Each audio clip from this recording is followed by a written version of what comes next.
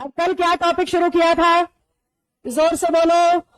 तो कौन सी टाइप सीखेंगे आज हम?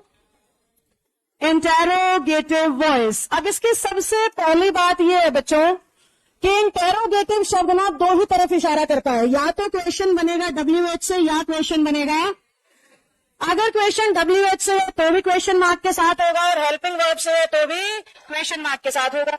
अब हमारा क्वेश्चन अगर WH से बना है और स्टाइल हमारा एक्टिव वॉइस है तो हमें किस में कन्वर्ट करना पड़ेगा? हालांकि SSC दोनों तरीके से पूछती है, एक्टिव से पैसिव भी, पैसिव से। कुछ अलग रूल सीखने की जरूरत नहीं है, जो एक्टिव से पैसिव वाले रूल होते हैं उन्हीं को उल्टा लगाना शुरू कर दो तो क्या हो जाता है पैसिव से।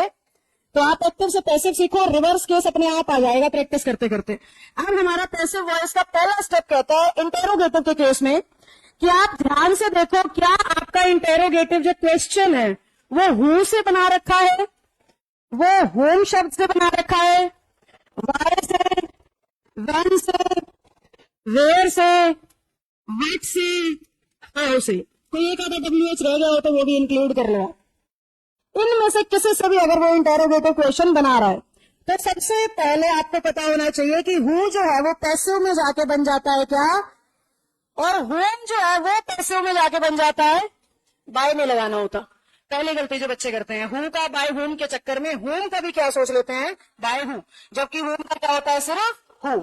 वाई आए मत बदलो, व्हेन आए मत बदलो, वेयर आए मत बदलो, व्हाट आए मत बदलो, हाउ आए मत बदलो। बेसिकली कह रही हूं हु और होम के सिवाय बाकी सारे सेम टू सेम। दूसरा स्टेप, आपको WH के बिल्कुल साथ इसके बिल्कुल साथ सब्जेक्ट लिखना तो गलत होगा, ऑब्जेक्ट लिखना है, वो भी एक्टिव वॉइस का, क्योंकि एक्टिव वॉइस का जो ऑब्जेक्ट होगा वही तो पैसिव का क्या बनेगा।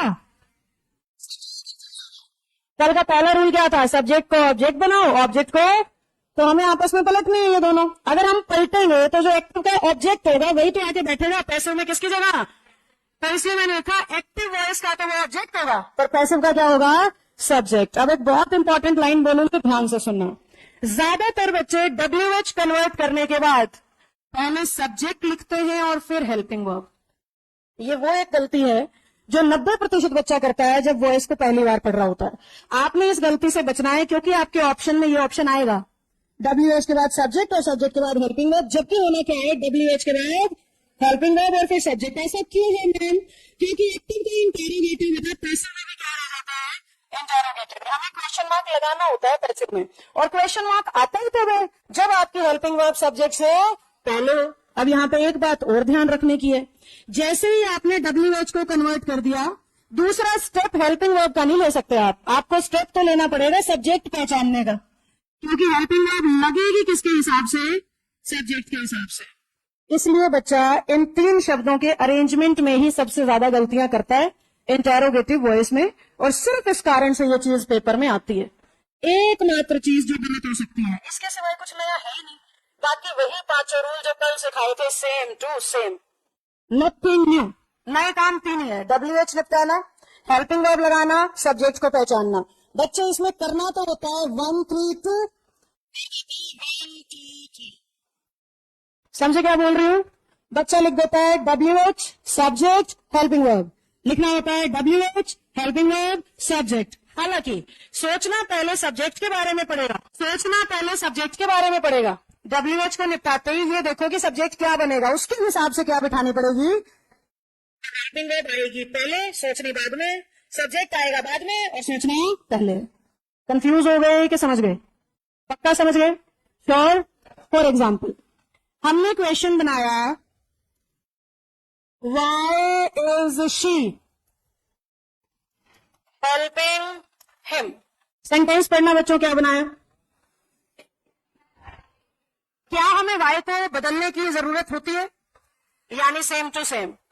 एक्टिव का ऑब्जेक्ट क्या है, आगे आगे क्या बन गया, हेल्पिंग वर्ब क्या लग गई, इसके सिवाय कोई दिमाग नहीं लगाना। अगर आपने ये तीन स्टेप सही लिख दिए तो आपका इंटेरोगेटिव गलत नहीं हो सकता, क्योंकि बाकी सब सेम है।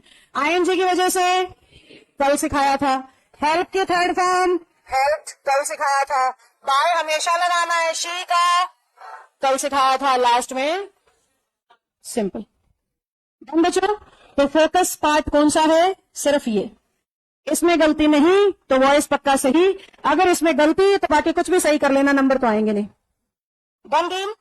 अब एक चीज और ध्यान से बोर्ड पे देखना, मैंने कहा था इंटेरोगेटिव दो तरीके से बनते हैं, एक तो WH और दूसरा है, अभी कौन सा केस पढ़ा है, हेल्पिंग वर्ब वाला केस पढ़ा रही हूँ, ध्यान से बोर्ड पे देखना। मैंने लिखा व्हाट, इसका एक एग्जांपल हो चुका है, व्हाट डू यू वांट ही लिख देते हैं, व्हाट कन्वर्ट करो ना,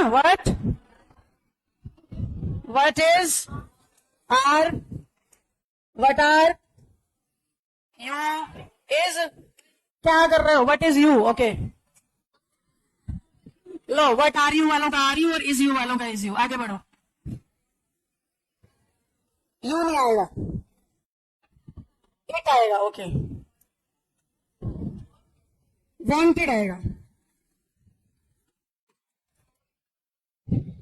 चलो ले दे के कर ही दिया हमने, शुक्र है कर तो दिया। सही सेंटेंस, अगर कोई बेचारा नया बच्चा दुविधा में है तो ये है जी, खिचड़ी में से मैंने चावल और दाल अलग अलग कर दिए हैं, ये आपका सेंटेंस है जो पैसिव होना चाहिए था, what is wanted bye you, इसको जरा इंसानों की तरह लिख दें, what is wanted bye you. ये जो बच्चे यू की तरफ झूल रहे थे उनसे गलती इसलिए हुई क्योंकि उनको कोई और ऑब्जेक्ट दिखाई नहीं, तो वो यू को उठा करके पैसिव करना चाह रहे हैं, जबकि यू आप देख लो यहाँ पे ऑब्जेक्ट है ही नहीं, ऑब्जेक्ट होगा तो पैसिव का सब्जेक्ट बनेगा ना, तो इस सेंटेंस में ऑब्जेक्ट नहीं था। बेसिकली मैंने आपके सामने इंटेरोगेटिव विद जीरो